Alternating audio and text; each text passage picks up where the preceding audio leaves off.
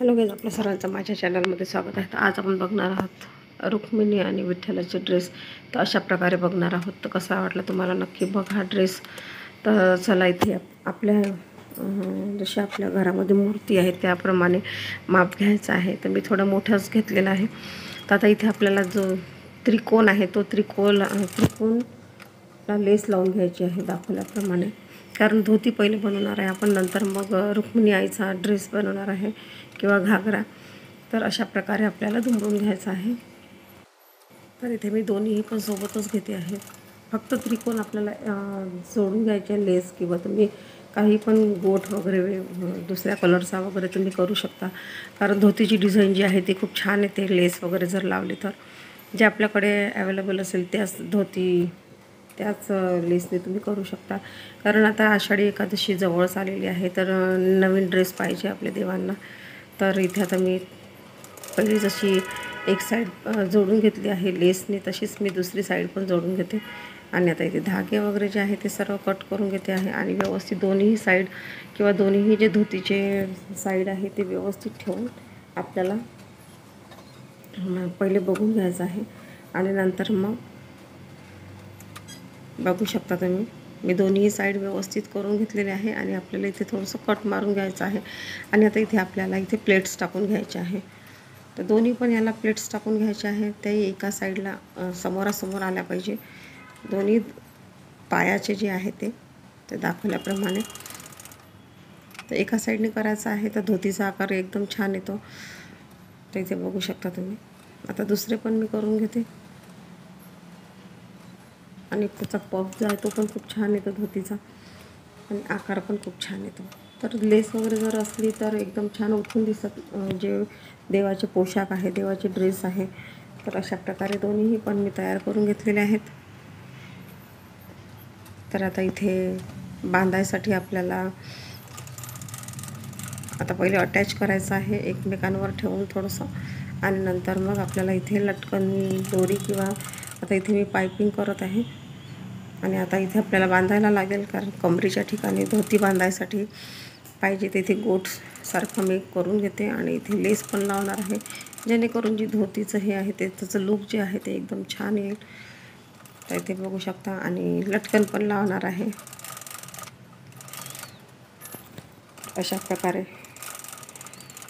आपल्याला लावून घ्यायचे. तर तुम्ही नाही लावली तरी चालेल, असेल तर फारच चांगलं असेल, दिसते खूप छान.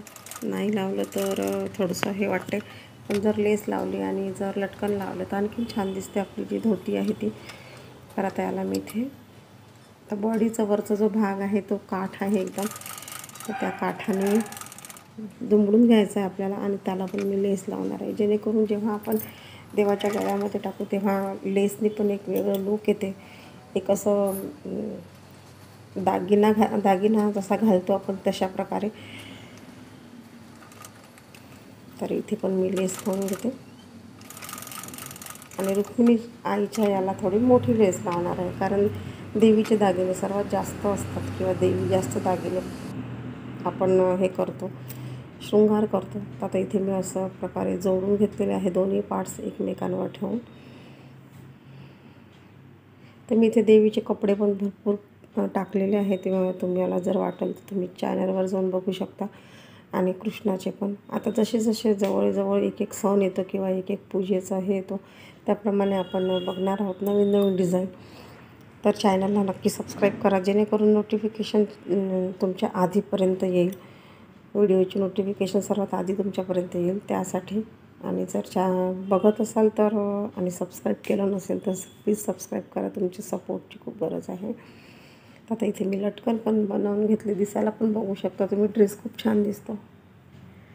आणि आता आपल्याला आईंचा ड्रेस बनवायचा आहे. तर इथे मी आपले जे देव आहे त्याप्रमाणे माप घ्यायचं असेल तर तुम्ही घेऊ शकता. माझे देव छोटे आहे किंवा विठ्ठल रुक्मिणीची मूर्ती जी आहे ती छोटी आहे. तर इथे मी पहिले दुमडून घेतलेलं आहे, कारण त्याच्यावर आपल्याला लेस लावायची आहे, नाही तर मग धागे वगैरे खूप निघतात. आणि आता अशा प्रकारे मी लेस लावून घेते.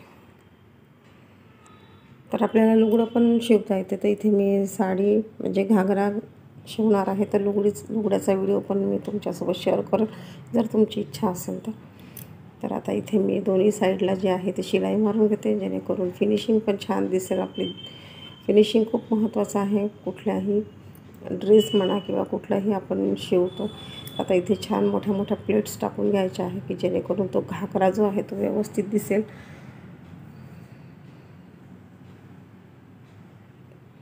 अशा प्रकारे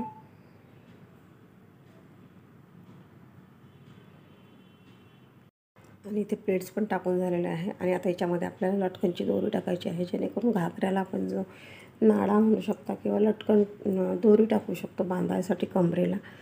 तर त्यासाठी तर इथे मी नाडा टाकायसाठी पट्टी घेतलेली आहे किंवा बेल्ट घेतलेला आहे. बेल्ट तयार करायचा आहे आपल्याला.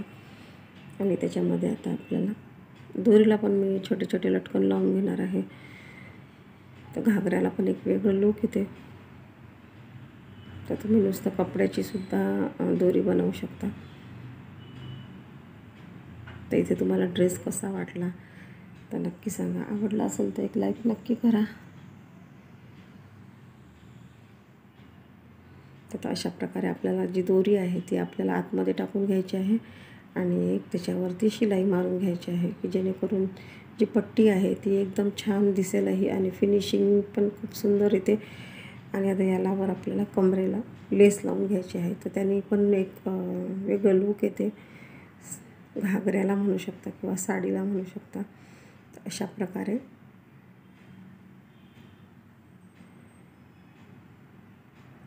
तर बघू शकता ते झालेला आहे आपला घागरा. आणि आता जो वरचा भाग आहे किंवा ब्लाऊज म्हणू शकता किंवा गळ्यात टाकायसाठी आपल्याला जे बेल्ट बनवायचा आहे तो पण मी काठापदराचाच घेतलेला आहे, जेणेकरून दिसायला खूप छान दिसते. त्याला पण मी लेस लावणार आहे.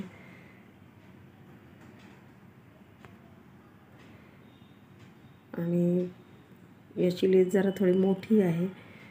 देवाची जी लेस आहे ती थोडी लहान होती. आता इथे पण असंच आपल्याला एकावर एक शिलाई मारून घ्यायची आहे.